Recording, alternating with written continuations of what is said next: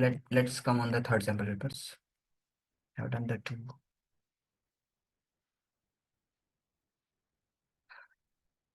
एक क्वेश्चन था, मैंने पिछली क्लास में तुम्हें समझाया था, रिफ्रैक्टिव इंडेक्स वाला क्वेश्चन, वो समझ में आया सबको? If the refractive index is greater than वाला question. Yeah. Okay. So please start doing question number 1 fast. What should be the answer for question number 1?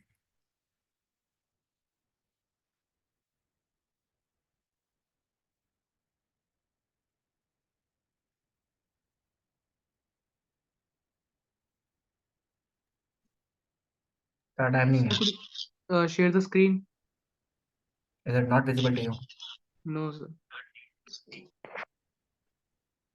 Just a minute, let me share it again.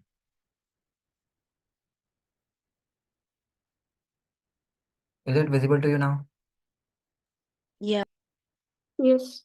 Harshit, is it visible to you now? No, sir, not. So are you using something, some other stuff No, sir. the I'm background, just so using a please. phone. Is it visible to you now? Yes, sir. Now it's Okay.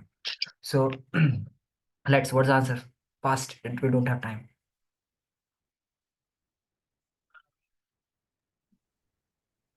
Option? convex lens A. Why it is a lens? Why it is a lens? It should be mirror. It should be mirror. Okay, it should be mirror. Mirror होगा ये, क्योंकि parallel beams of light rays आई है ना, वो converge करके पार कहाँ हुई, लेंस से तो पार हो जाती है ना. Concave mirror. And it is obtained on the screen, so it is a concave mirror.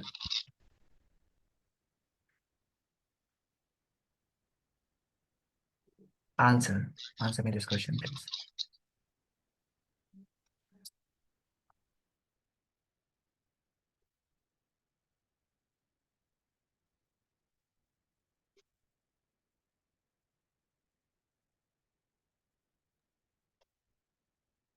क्या कह रहा है क्वेश्चन में?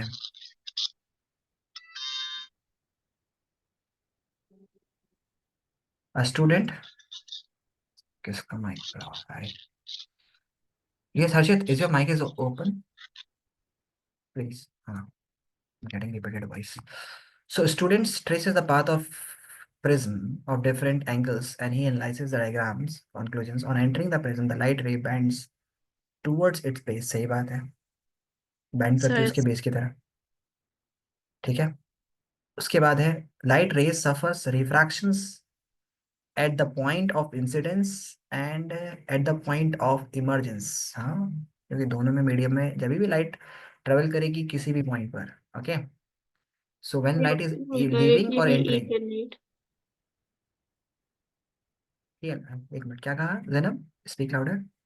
ऑप्शन डायरेक्टली ए हो जाएगा, राइट? बिकॉज़ 1 एंड 2 ए के ऑप्शन हाँ, में 1 and 2 किस में? दो ही ऑप्शंस में. उसके बाद अगले 3 ऑप्शन देखते हैं ना कि क्यों गलत है. Conclusions: emergent ray bend to a certain angles in the direction of incident ray. नहीं, इंसिडेंट रे तो ऐसे जाती है ऊपर को, उसकी डायरेक्शन में कहाँ बैंड करती है? इंसिडेंट रे तो ये है, तो उसकी डायरेक्शन में थोड़ी ना बैंड करेगी वो. ये तो ऐसे बैंड कर रही है, उसके अपोजिट डायरेक्शन में बैंड कर रही है. सो इट इज इमर्जेंट रे.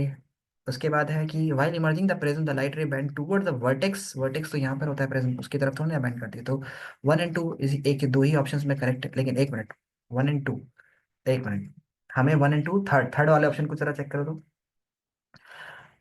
थर्ड वाले ऑप्शन 1 and 2 तो 100% सही है, तो फिर थर्ड वाले ऑप्शन को देखना पड़ेगा. इमर्जेंट रे bent at certain angle in the direction of incident ray. Incident ray is this one. अब ये ऐसे जानी चाहिए थी.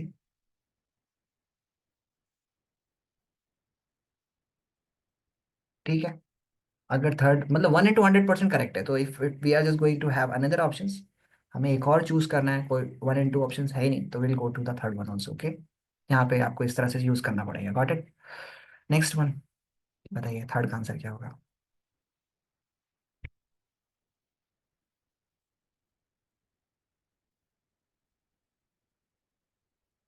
Mariam, you there in the class? Aisha, why not turning on your camera? Are you still eating something? Is it Sir, C? D. Okay.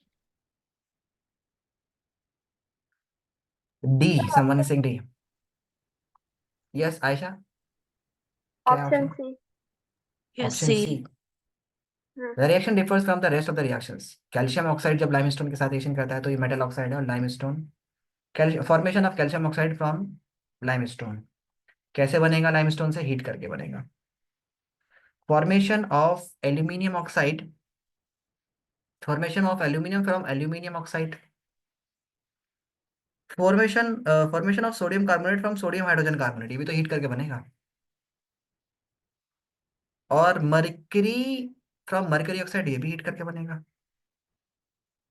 लेकिन aluminium oxide से aluminium heat करके नहीं बनता है ये इलेक्ट्रोलाइटिक रिडक्शन से बनता है याद है अगर मैंने आपको पढ़ाया हो तो HgS इसको हम लोग हीट करते हैं तो ये बनता है Hg+O2 समझ आया अगर मैंने HgO को HgO sorry HgO+O2 SO2 sulphur dioxide when we heat further sulphur dioxide को हीट करेंगे HgO को फर्दर हीट करेंगे then it will gives you Hg+S+O2 so it is simple I'm going to repeat it that copper mercury and silver they are simply obtained from their ore से उनकी ore से इनको आप extract कर सकते हो just by heating first they go into their oxide form Cu2O HgO and Ag2O and then when you heat it further then they convert it into their उसकी अगली फॉर्म में कन्वर्ट हो जाते हैं लेकिन यहाँ की अगर मैं बात करता हूँ तो एल्यूमिनियम जो है वो एक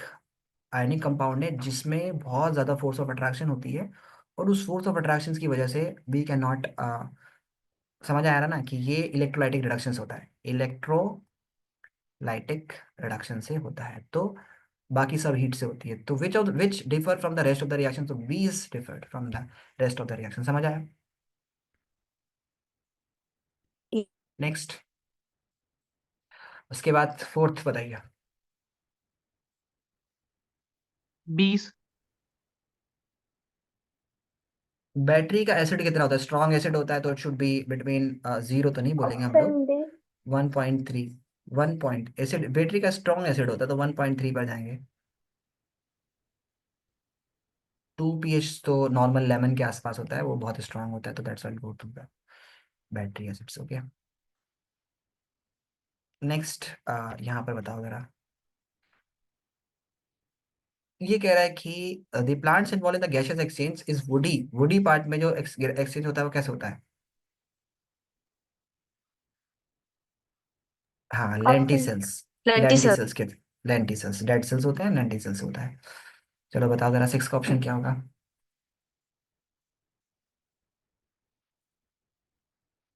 They reproduce asexually. Yeah. A. A they reproduce asexually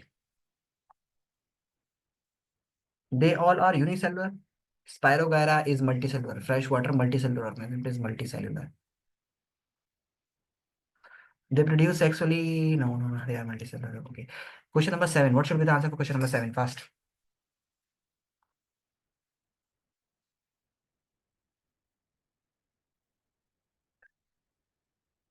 अभी check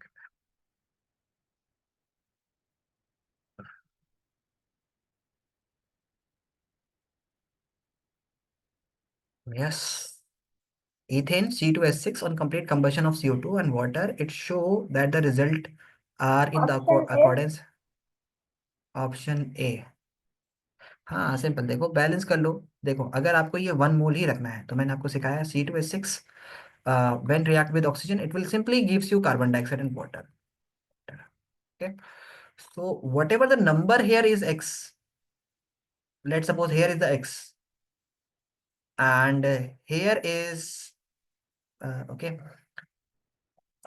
तो या x भी छोड़ो सिंपल 2 कार्बन है तो 2 बैलेंस कर दो यहाँ पर इसको फिर ये तो आपको अगर 1 ही रखना है पर मोल के हिसाब से रखना है यानी if you want to keep this one as per mole यानी 1 मोल ही होना चाहिए तो एक ही रहेगा अब हाइड्रोजन कितना है यहाँ पर टोटल 6 है तो यहाँ पे 3 करना पड़ेगा हो गया टोटल 4 और 3 7 4 एंड 3 7 तब 7 को 7 अब यहाँ पर कितना ऑक्सीजन है 2 तो 2 को किस नंबर से मल्टीप्लाई करें जो 7 हो जाए तो 7/2 से करेंगे सिंपल ए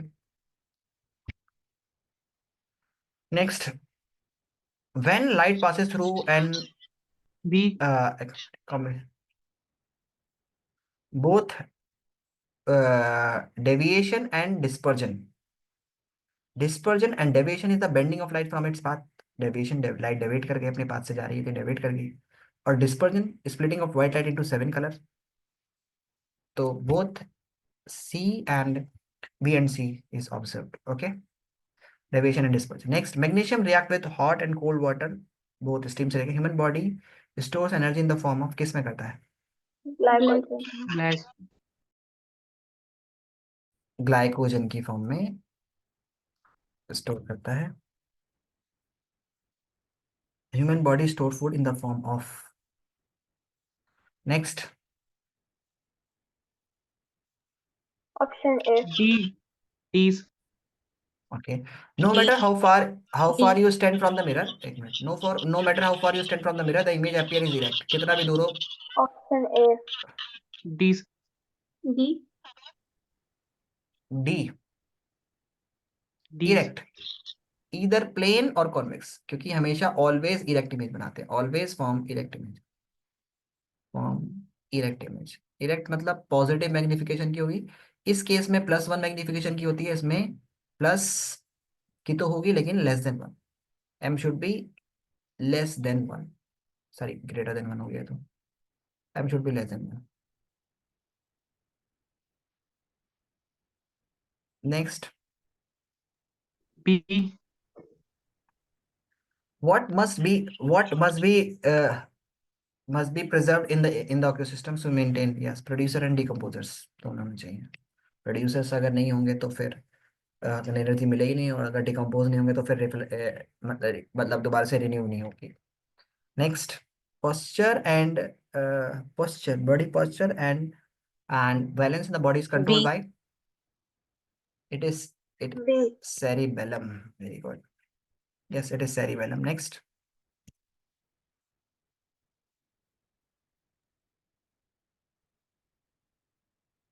C.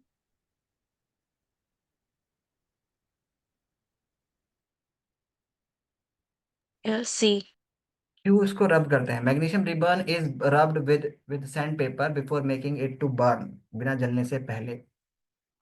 सो या next one. Next one.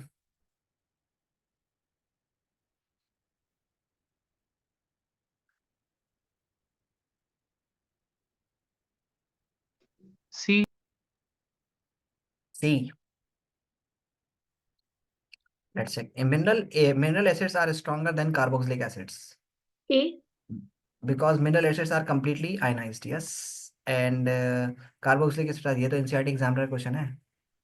1 and 4th. A. बताइए. Next.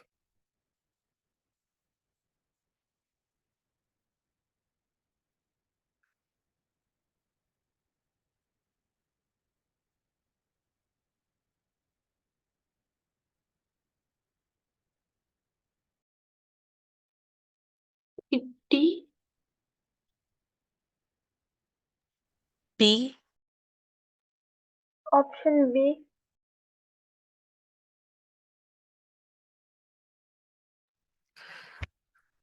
Which among the following statement is incorrect about the magnesium metal? Yes, we have done this one. Option B.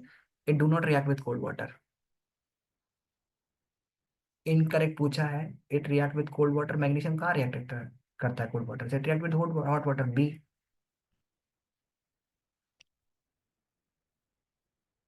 ये बहुत इंपॉर्टेंट है क्वेश्चन नंबर 16. कई बार बच्चे इसको गलत कर जाते हैं.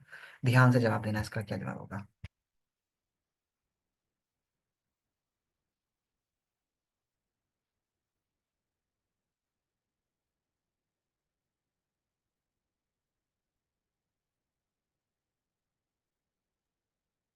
Sir, B.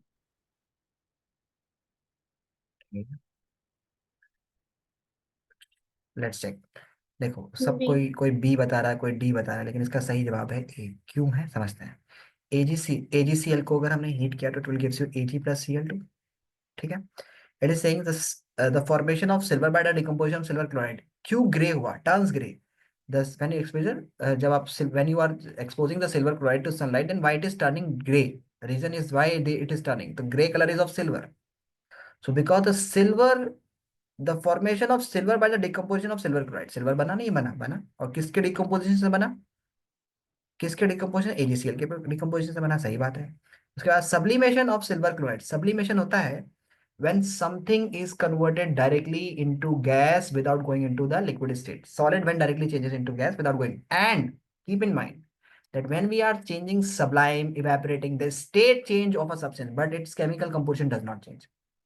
अगर मैं बोल रहा हूँ कि AgCl सब्लाइम हुआ है, तो अगर मैं बोल रहा हूँ सपोज सब्लिमेशन होता तो ये सॉलिड होता, कंपाउंड क्या बनता? AgCl ही रहता, बट ये गैस हो जाता, बस इतना फर्क होता। तो सब्लिमेशन वाला ऑप्शन तो गलत है।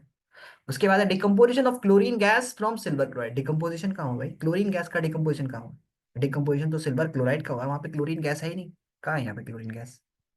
There is no chlorine gas present here. Oxidation of silver chloride. Oxidation कहाँ हुआ सिल्वर क्लोराइड का? Oxidation means silver is having +1 oxidation state, यहाँ पर तो 0 आ गया।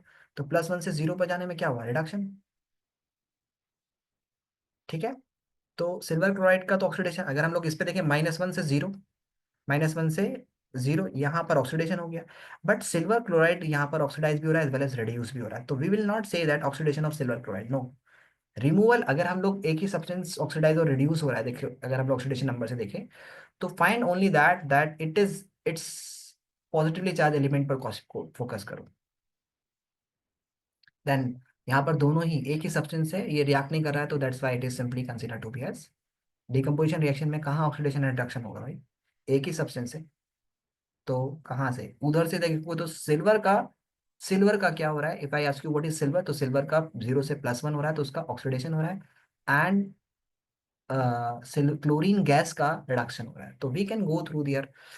Okay, so only A is the correct option for this one. Now assertion and reason में सबसे पहले प्रैक्टिस करने के लिए, this is the most important part of this chapter of this today's class, that when we are just going through the assertion and reason question, then finally ask the question, अपने आप से पूछो उसका जवाब क्या होगा। वही जवाब मिल रहा है तुम्हें या उससे मिलता जुलता मिल रहा है, तो फिर अच्छा ए ऑप्शन होगा। assertion is true and reason is the correct explanation। बाकी तो बहुत आसान है। कंफ्यूजन किस में होता है? सिर्फ ए ऑप्शन में और बी ऑप्शन में। ठीक है, बाकी सी और डी तो बहुत आसान है, अगर सी और डी मिल जाए तो बस बहुत आसान है। तो photosynthesis consider to be as endothermic. Endothermic है फोटोसिंथेसिस, हाँ सही बात है। When we give it requires sunlight simply, so in light is given to you means energy is being supplied, energy released in the process, energy is released। अब देखो ये तो हो गया इसमें रिलीज, अगर ये एक तरह से कॉन्ट्राडिक्ट कर गया तो एंडोथर्मिक है, और ये यहाँ पर क्या हो गया? ये कह रहा है एनर्जी इज रिलीज, तो कहाँ से एनर्जी रिलीज हो गई भाई? एक अगर एनर्जी रिलीज होती तो फिर एक्सोथर्मिक होती, तो इसका मतलब ये चीज तो गलत हो गई, ये चीज सही है। Assertion is true, is false, C is the correct option. समझ आया? Yeah. Yeah.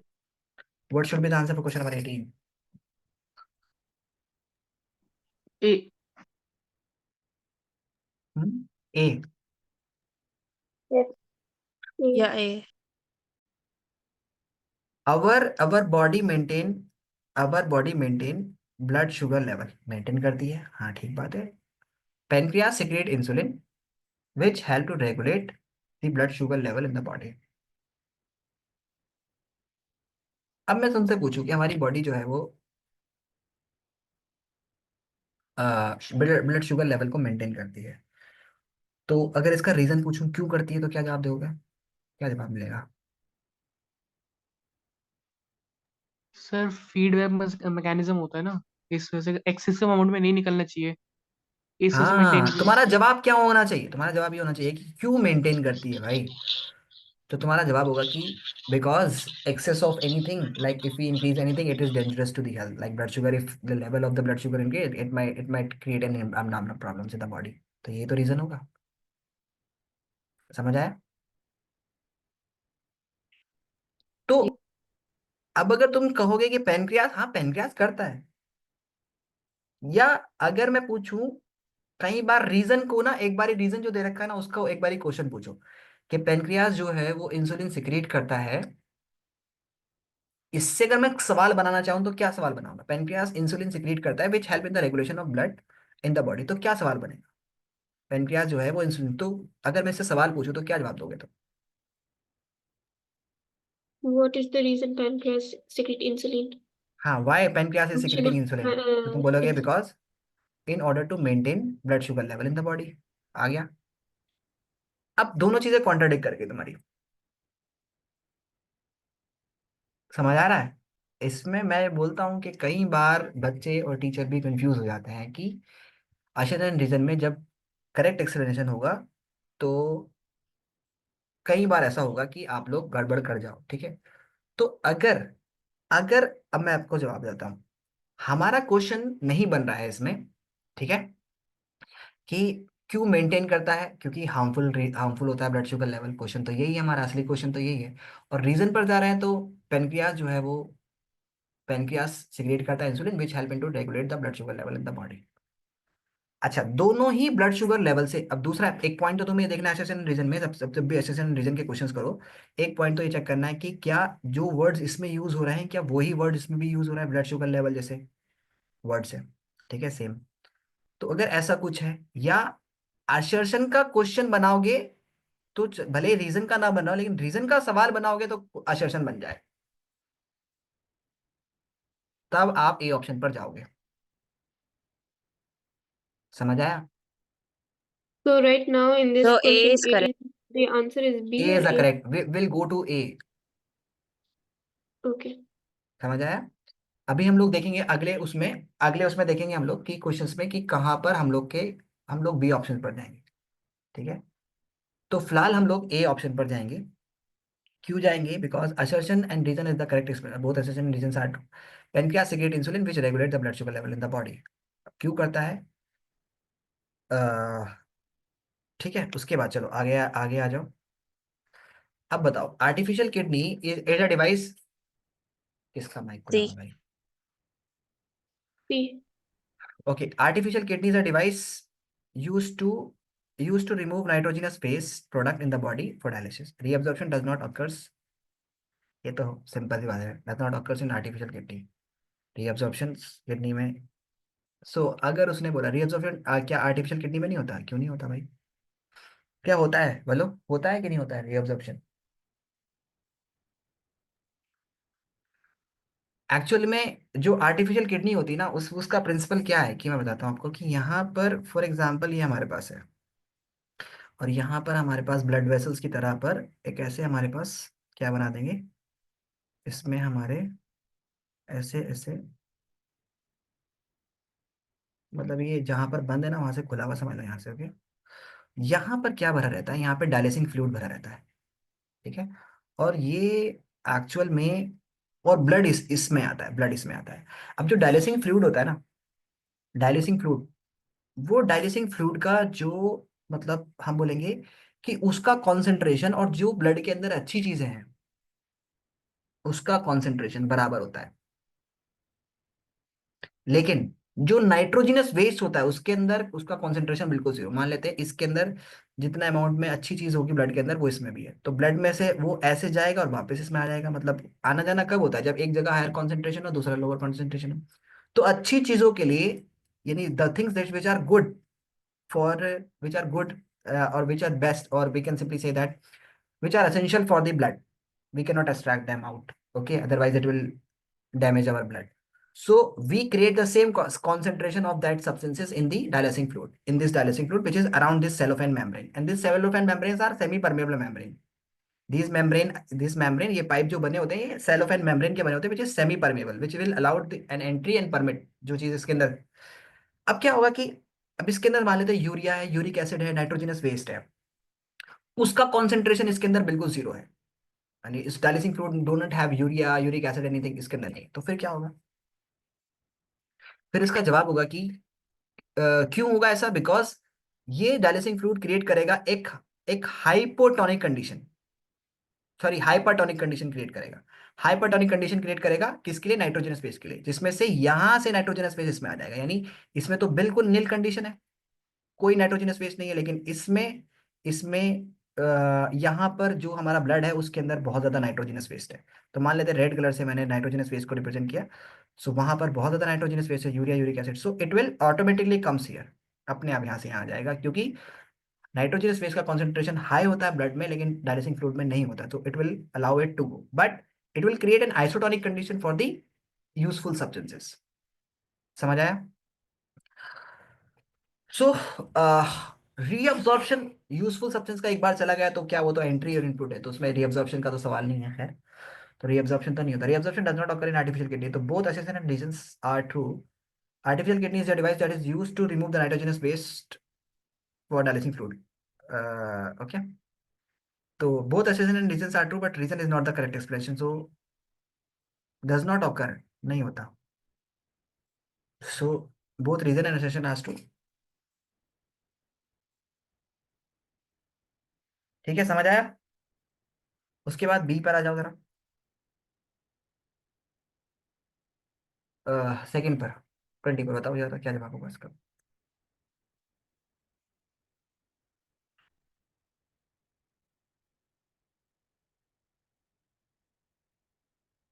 Option D. Option D.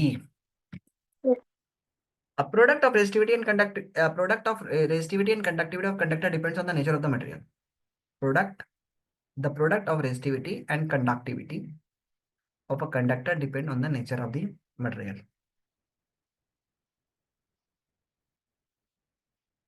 Okay.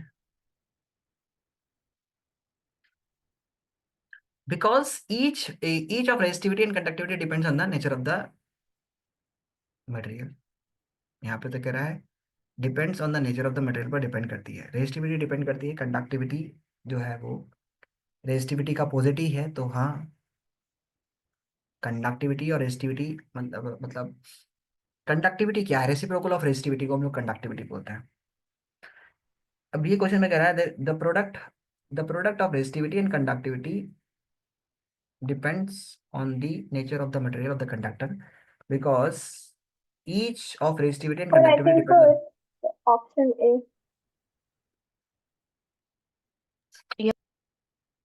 Option A तो सही है, लेकिन कुछ स्पेशल बात तो ठीक है, जा सकते हैं यहाँ पर, क्योंकि फिक्स होती है वो नेचर ऑफ द मटेरियल पर डिपेंड करती है। तो depends on the nature of material, ठीक है, पर डिपेंड करती है, तो वही जाएंगे, ए पर जाएंगे। अभी हम लोग पहले ना असर्शन एंड रीजन के और क्वेश्चंस को प्रैक्टिस करते हैं जो इंपॉर्टेंट है, क्योंकि वहां पर ना कंफ्यूजन बहुत ज्यादा है। ये हमारे पास नेक्स्ट सैंपल पेपर आया क्या? फोर्थ सैंपल पेपर में पहले असर्शन एंड रीजन के क्वेश्चंस को प्रैक्टिस करते हैं। बताइए, what should be the answer for question number 18, 19 and 20?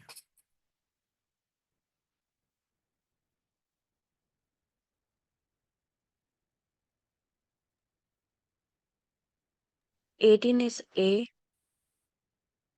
क्या जवाब होगा इसका 18 का? A. A.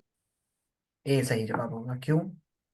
क्योंकि शेडी रीजन में ही जा करके मान लेते हैं कि यहाँ पर ऐसे हमारे पास नॉर्मल एक शूट है, ठीक है। अब यहाँ से सनलाइट आ रही है, यूनिलेटरल लाइट आ रही है, इसमें एक तरफ से लाइट आ रही है, तो इस तरफ ऑक्सीजन ज्यादा आएगा, सीक्रेट होता है, ये रूल है, मतलब ऑक्सीजन सीक्रेटेड इन शेडी रीजन। सो अब क्या होगा, जिस तरफ ऑक्सीजन ज्यादा होगा तो उस तरफ ग्रोथ बढ़ जाएगी। अब जब ग्रोथ बढ़ जाएगी तो क्या होगा, एक तरफ की ग्रोथ ज्यादा, दूसरी तरफ की ग्रोथ कम। तो ये क्या करेगा, मुझे ये चीज इससे मिला करके रखनी है। तो ये कब पॉसिबल है, जब हम लोग एक कर्व शेप बना दें। अगर हम लोग ने ऐसे कर्व शेप बना दी तो इनर वाले का रेडियस कम हो जाएगा, मतलब सरकमफ्रेंस कम हो जाएगी, बाहर वाले की ज्यादा हो जाएगी, और ये ऐसे आमने सामने भी आएंगे। तो that's why it result in bending, unequal growth होती है। Next question number 19, what should be the answer question number 19? D. D. D. Haemoglobin haemoglobin is not necessary for pigments in human beings. Is human being, अच्छा पहले ही false है तो बस खत्म। अच्छा, reason और पढ़ लेते हैं अभी। It transport oxygen in human body, या हीमोग्लोबिन जो है वो ट्रांसपोर्ट करती है ऑक्सीजन इन ह्यूमन बॉडी, या assertion is false but reason is true. B में 20 में बताइए। Option D. Fuse wire is always connected in parallel with the main line, ठीक है। क्यों कनेक्टेड रहता है पैरेलल में? क्योंकि सिंपल सी बात है, नहीं फ्यूज वायर कहाँ कनेक्टेड रहता है भाई पैरेलल में? फ्यूज वायर तो सीरीज में कनेक्टेड रहता A. है। Yes. ए कैसे हो जाएगा फिर? No, I'm saying C. D. Okay. If current is larger than the specified value through the circuit, the fuse wire will melt. Yes, ये assertion is false, but reason is true. D is the correct option. A नहीं होगा इसमें. Parallel में नहीं connected होता, क्यों? क्योंकि parallel में कनेक्ट करोगे तो मतलब पैरेलल में नहीं कनेक्ट होता है, सीरीज में कनेक्टेड होता है. समझ आया? Fuse wire is connected in series. उसके बाद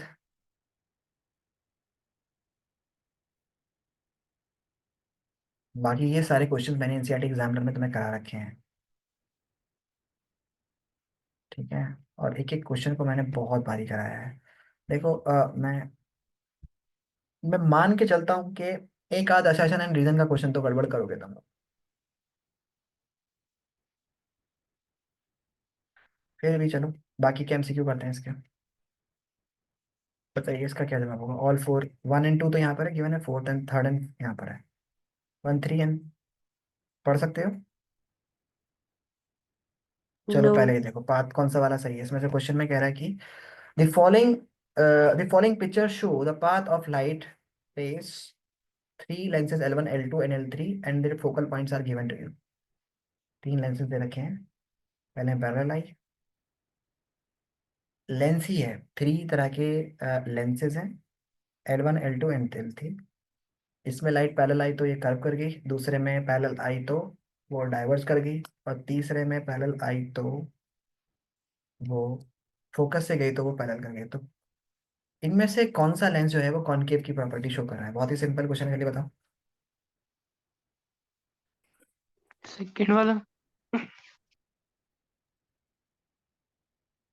कॉनकेव ये वाला होता है, मिरर को मत समझना. इसमें कॉनकेव ये वाला होता है जो डाइवर्जिंग होता है, तो जाहिर सी बात है ये भी कन्वर्जिंग है. तो ओनली ये वाला सही ऑप्शन होगा, यानी second is the correct option. समझ आया? Yes you Yeah. Ziana, Ayesha Sultana, Ayesha and others, you understood. Yes, sir. के बाद नेक्स्ट अगर हम आगे बात करते हैं तो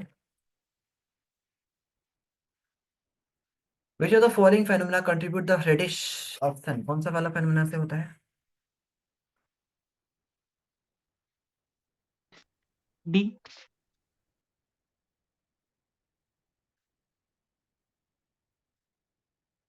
scattering of light, because scattering में light scatters into colours, so different colours are. If कोई चीज ब्लू दिख रही है, कोई चीज रेड दिख रही है, तो वो कहाँ से क्यों दिख रही है रेड? क्योंकि व्हाइट लाइट का स्कैटरिंग हुआ तभी तो दिख रही है, otherwise it will show same. समझ आया?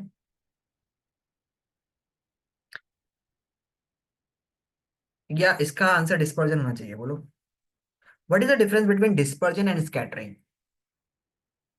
Can anybody in the class answer me this question? Sir dispersion में एक वाइट लाइट मतलब एक तरह से 7 बैंड में डिस्पर्स हो जाती है, और स्कैटरिंग में पार्टिकल्स स्कैटर होते हैं.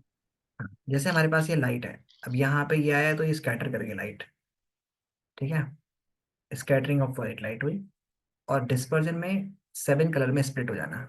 अब रेम्बो, एक मिनट यहाँ पे सुन लो जरा. यहाँ पे जब स्कैटरिंग, जब सन रेड जो दिखता है वो क्यों दिखता है? क्योंकि हॉराइजन के टाइम पर क्या हो रहा होता है कि जो लाइट है जब वो पार्टिकल्स पर पड़ती है तो एटमॉस्फेरिक रिफ्रैक्शन में, ठीक है, जैसे ही मान लेते हैं ये अर्थ है और ये अर्थ का एटमॉस्फेयर और ये सन है, ओके, और यहाँ पर कोई ऑब्जर्वर सरफेस पर खड़ा है, तो जैसे ये लाइट आई तो एटमॉस्फेयर में रिफ्रैक्शन होगा, because atmosphere behave like an, मतलब एक मीडियम की तरह बिहेव करता है. इसके उसमें बैंड तो होगा क्योंकि यहाँ पर तो कुछ है ही नहीं, और ये जैसे ही एंटर करेगी किसी एक मीडियम में तो जाहिर सी बात है इसको रिफ्रैक्शन होगा. रिफ्रैक्शन मतलब बैंड करेगी लाइट. जब ये बैंड करेगी तो अब ये पार्टिकल्स यहाँ पर क्या है कि इट विल स्टार्ट स्कैटरिंग. ठीक है, चारों तरफ को स्कैटर करेंगे अब. ठीक है, और डिस्पर्जन होता है. एक तो ये चीज आ गई, दूसरी चीज हो गई हमारे पास कि डिस्पर्जन. डिस्पर्जन क्या है? Splitting of white light into 7 colours. Band of seven. Hmm. Dispersion क्या है महा? व्हाट इज डिस्पर्जन महा? Splitting of white light into 7 colors. हाँ, अच्छा. अब अगर मैं स्कैटरिंग की बात कर रहा हूँ, तो स्कैटर होना मतलब कोई चीज का विजिबिलिटी दिखना। मान लेते हैं मेरे पास स्काई जो ब्लू दिखता है, वो स्कैटर इसलिए करता है क्योंकि स्काई ब्लू इसलिए दिख रहा है क्योंकि वहां पर जो ऊपर एटमॉस्फेयर में ना जो पार्टिकल्स होते हैं उनका पार्टिकल साइज बहुत छोटा होता है, तो वहां पर लाइट स्कैटर कर जाती है। और साथ में डिस्पर्जन भी होता है।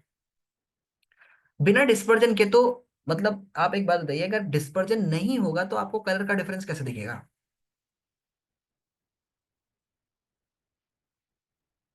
सर रिफ्रैक्शन राइट से भी तो दिख सकता है ना कलर। क्या कह रहे हो हर्षित? सर रिफ्रैक्शन ऑफ लाइट से भी दिख सकता है ना कलर, अगर एक मीडियम से दूसरे मीडियम के अंदर आए।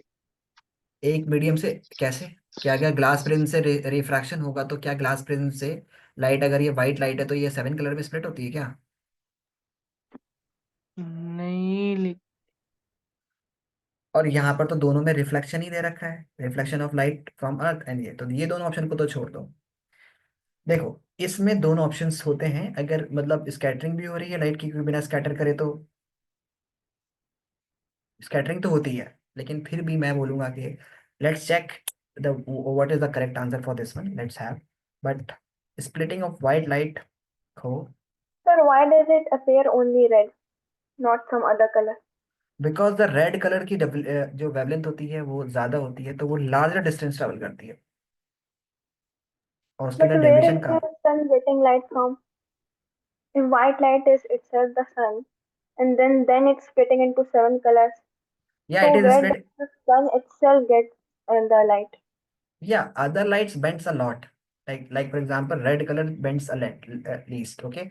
So observer is यहाँ पर तो बराबर है ना, दूसरी लाइट जो है वो ऑब्जर्वर की आंखों में जाएगी नहीं। ठीक है, ऑब्जर्वर की आंखों में कहाँ जाएगी?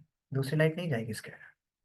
तो ऑब्जर्वर यहाँ पर है तो उसकी आंख में सबसे कम, क्योंकि होराइजन के टाइम पर बेंडिंग जो सबसे ज्यादा कम होगी, मान लेते हैं यहाँ से कोई चीज ऐसे जा करके यहाँ पे गई, फिर यही चीज यहाँ से जाने के बाद यहाँ पे गई, फिर यही चीज ऐसे स्प्लिट करी, तो जो चीज यहाँ पर होगा उसको ये कलर दिखाई देगा, और ये कलर है रेड। तो होराइजन के टाइम पे सन और ऑब्जर्वर ऑलमोस्ट सेम उस पर होते हैं, और उसकी वजह से हमें रेड कलर सबसे ज्यादा उसकी आंख पे पड़ती है, बाकी सारे कलर जो है वो डेविएट हो जाते हैं, उसकी आंख तक पहुंच ही नहीं पाते, ज्यादा डेविएट कर जाते हैं। So will go through the dispersion of light, I think it's the correct answer, let's check for your, मतलब इसमें एक बार कंफ्यूज ना हो, तो इसलिए हम लोग इसको चेक कर लेते हैं। ओके,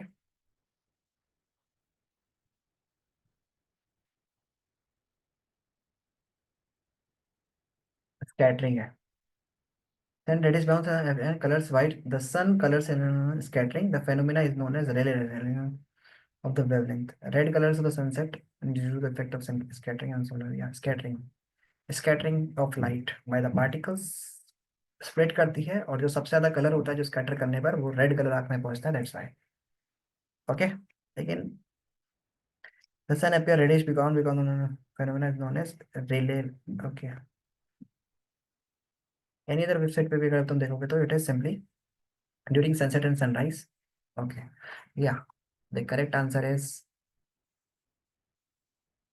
अगर इसमें ए और बी दोनों ऑप्शंस होते तो you will choose the dispersion as well as.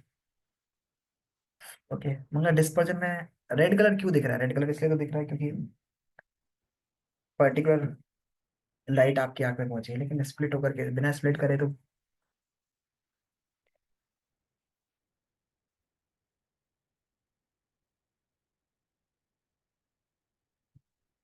चलो next, question number 3, what should be the answer for question number 3?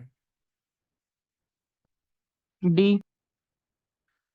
Light travels, as light travel from rarer to denser medium, will have, क्या होगा इसमें? As light is traveling from rarer to denser medium, so the correct answer is B, scattering of light। याद रखिएगा इसका, confuse नहीं होना इसमें। Light travels from rare to denser medium will have, rare से डेंसर में जाएगी तो स्पीड डिक्रीज करेगी, डिक्रीज इट्स वेलोसिटी। अच्छा एक बात है, क्या बी एंड सी हो सकता है क्या? ये क्यों नहीं होगा भाई? जब लाइट एक मीडियम से दूसरे मीडियम में जाती है तो उसकी क्या चीज सेम रहती है? फ्रीक्वेंसी। अब you know that speed of light is equals to frequency into wavelength, frequency into wavelength. Like मुझे 10 प्रोडक्ट मुझे चाहिए, 100 प्रोडक्ट। अब मैं बोल रहा हूँ कि 100 प्रोडक्ट चाहिए और मुझे जो है किसी एक नंबर पे यहाँ पर एक 10 रखना है, ये कांस्टेंट ही रहेगा 10, तो मुझे यहाँ पर भी 10 रखना पड़ेगा। अब मैं आगे बोल रहा हूँ कि यहाँ पर अभी भी 10 रखना है और ये वैल्यू को घटाना है, मतलब ये वैल्यू को कम करना है, तो मैं यहाँ पे 50 कर देता हूँ, तो जाहिर सी बात है इसको भी 5 करना पड़ेगा कि नहीं करना पड़ेगा। समझ आया मैं क्या कहना चाह रहा हूँ? ये यहाँ पर स्पीड ऑफ लाइट है 100 मान लेते हैं सपोज, और ये उसकी वेवलेंथ है, ठीक है, और ये क्या है, फ्रीक्वेंसी है। समझ आया? अब मैं बोल रहा हूँ कि अगर सपोज लाइट को की स्पीड कम करनी है, तो लाइट जब ट्रेवल करती है, when it is travelling from one medium to another medium, its frequency do not change. ये फिक्स फैक्ट है। Frequency number of cycles per second does not change. So frequency constant है, तो अगर मुझे 100 है तो 10 इंटू 10 मान लेते हैं, 10 वेवलेंथ है 10 फ्रीक्वेंसी। अब मुझे स्पीड कम करनी है 50, क्योंकि वो ट्रैवल कर रही है एक मीडियम से दूसरे मीडियम, स्पीड घट गई 50 हो गई। तो 50 अगर स्पीड होगी और मुझे फ्रीक्वेंसी को 10 ही रखना है, तो ये भी तो कम करना पड़ेगा, तो it means frequency and wavelength decreases, so both B and C, यानी this is the correct option. समझ आया? वेलोसिटी एंड वेवलेंथ डिक्रीज करते हैं। नेक्स्ट बताइए।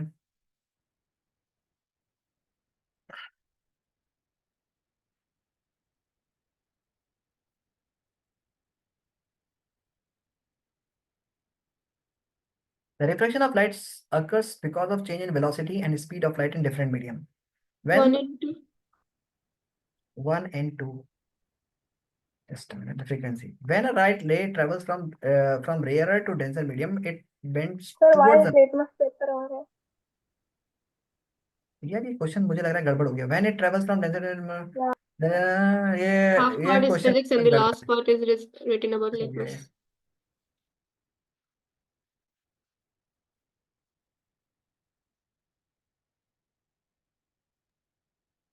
We can directly see the last part of that question. Yeah. Last part of Last line. Which of the following statements is correct हाँ, for litmus? ये वाला जो portion है ना, यहाँ से एक क्वेश्चन बना है और इसके लिए ये चीज आई है। तो चलो इसी क्वेश्चन को समझते हैं। तो following is the correct option for this one. 1 and 2.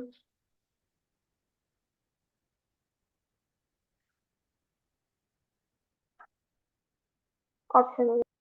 Yes, litmus paper is a purple colored extraction solution is purple colored dye. It is extracted from line, ये भी ठीक है। In neutral solution it remain color, no, it is in neutral solution it is purple in color, Purple or green, purple right? होता है। नहीं, ये बात याद रखना, ग्रीन होता है न्यूट्रल में जब लिटमस पेपर की बात करें, पूरा पेपर अगर मैं बना दिया, लेकिन जो डाई होती है उसका पर्पल कलर होता है न्यूट्रल में। Okay. याद रखिए, litmus is a purple colour dye, तभी तो इसने कहा पर्पल है, तो न्यूट्रल में पर्पल होगी। समझ आया? तो so it will simply 1 and 2 is the correct option. बताइए क्या जवाब होगा? B, 2 and 3. ब्लीचिंग पाउडर एक oxidising bleaching Option powder. B. B 2 and 3 bleaching B, powder, B. which the following is correctly matched: bleaching powder, oxidizing agent in chemical industries; baking powder is a mixture of sodium carbonate and double acids; and washing soda is permanent hardness of water. Let's check whether it is acting as a bleaching powder in many oxidizing agents. Chlorine, which is used, let's देखो chlorine जो bleaching powder होता है, it is rich source of chlorine, and chlorine act as an oxidizing agent क्योंकि वो addition of electronegative element add करा देता है। Let's check. Bleaching powder act as a strong oxidizing agent, मतलब chlorine is act as a strong oxidizing agent. Chlorine Bleaching powder is a Cl2 reducing agent. act as strong agent. So CO2 act as a bleaching agent and powerful bleaching agent है जो कि oxidation का काम करती है। ठीक है, it act as a strong oxidizing agent. Colored substance, so it act as a strong oxidizing agent. देखो halogens strong oxidizing agent होते हैं। सो अगर वो ऑक्सीडाइजिंग, अगर हम बात करें यहीं पर, तो ठीक है, so and it is a good source of the chlorine and एक strong oxidising agent, and bleaching powder is क्या कहते हैं वो, एक रिच सोर्स है क्लोरीन की, एकदम उसको रखोगे तो वो क्लोरीन को रिलीज करता है, तो इसलिए we will go through 1 2 and 3। समझ आया? Note it down if you are getting confuse that bleaching powder also act as a strong oxidising agent. Sir, but Okay. I've seen the same question in that question. It is saying B option 2 and 3. तो यहाँ पर ठीक करो कि it will B 1 2 and 3। In chemical industries में bleaching powder को हम लोग ऑक्सीडाइजिंग एजेंट की तरह काम करते हैं, बिकॉज क्लोरीन, क्योंकि क्लोरीन को स्टोर करना बहुत आसान काम नहीं है, तो we use bleaching powder for that. और यूजेस ऑफ ब्लीचिंग पाउडर मैंने लिखवाया भी है, अगर कॉपी को चेक करोगे तो if you check in your copy you will find that bleaching powder act as a strong oxidising agent in many chemical industries, मैंने लिखवाया भी है। उसके बाद next,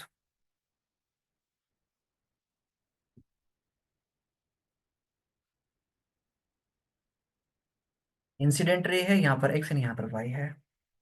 the dispersion means spreading of white lights by glass planes is shown by figure x and y indicate x and this। सो सबसे ऊपर जो होता है वो विबग्योर जो होता है ना, वो नीचे से स्टार्ट होता है, VIBGYOR विबग्योर। तो दैट इज सबसे Red कम and जो pink. Release matter, it will be X will be the red and blue See, orange VIBGYOR ना, it will be रेड के yellow, साथ right? VIB, okay okay okay okay, just a minute, ऐसा होता है ना VIBGYOR, VIBGYOR। I think so. The question is Oh, wrong. oh, actually, this Yes. is it is no, it is not wrong. It is saying y is in front of this one. Okay, यहाँ पर y नहीं है, इस third वाले पर y है, otherwise orange होता है यहाँ पर, ठीक है? So तो C. अगर ऑरेंज, तो the correct answer is red and yellow, C. Next one,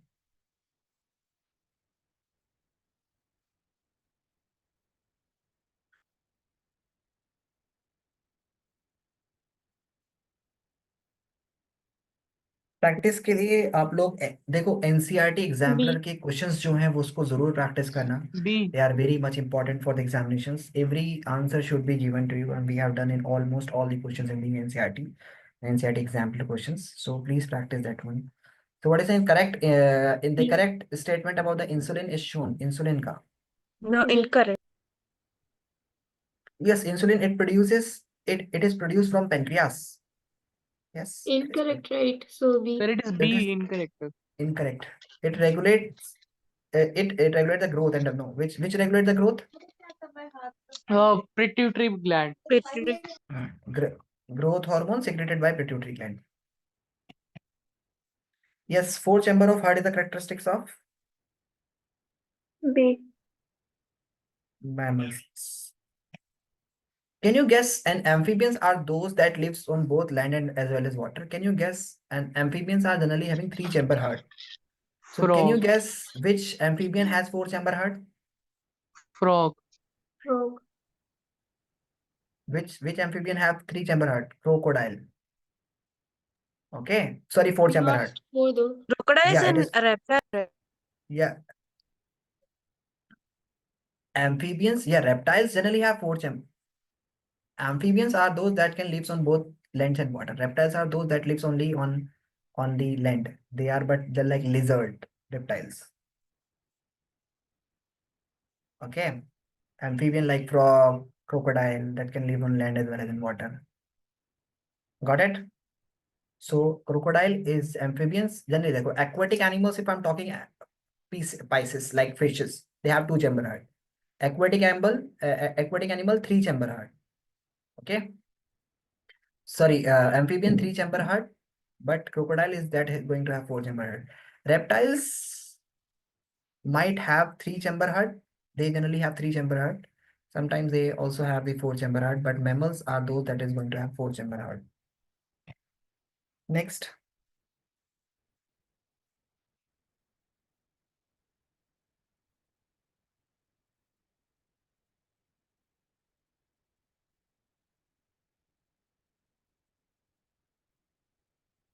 Necessary condition for the combustion process to occurs are availability of oxygen in air Availability of air and oxygen as a fuel, air or oxygen as a fuel and fuel. ignition temperature चाहिए ना, 3 चीजें चाहिए, air and oxygen, C. ignition temperature and fuel, below ignition temperature, fuel above fuel, तो ये तो चाहिए चाहिए, fuel भी चाहिए ना, और ये उसके साथ साथ अवेलेबिलिटी ऑफ ऑक्सीजन ए, क्योंकि फ्यूल एंड सॉरी, एक मिनट, ये नहीं, ये चाहिए, and fuel. Temperature of fuel should be above ignition temperature. So we'll go 2 and 4. B.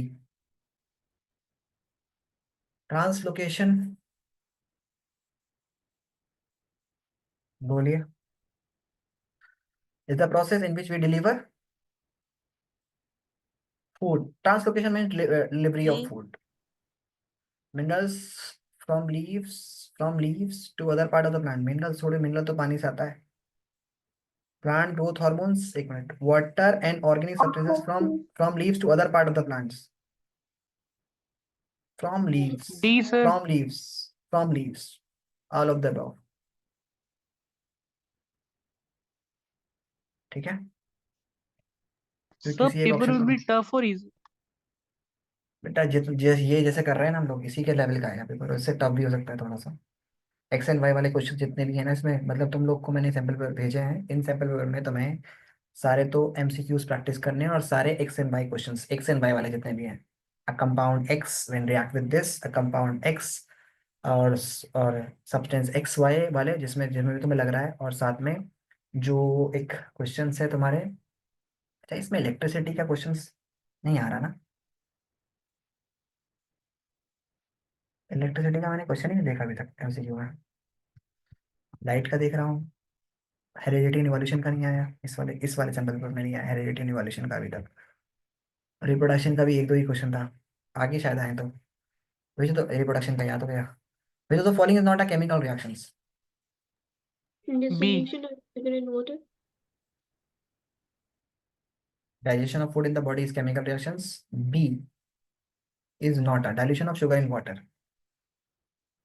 उसके बाद ये तो बहुत आसान है, बताओ उसका जवाब क्या होगा. ये आसान है, तुम लोग कर लोगे, मतलब मैं सबसे पहले पॉलिनेशन के बाद fertilisation, transfer of pollen grain, फिर देन फर्टिलाइजेशन, देन एम्ब्रियो बनेगा, फर्टिलाइजेशन के बाद देन सीडलिंग होगा.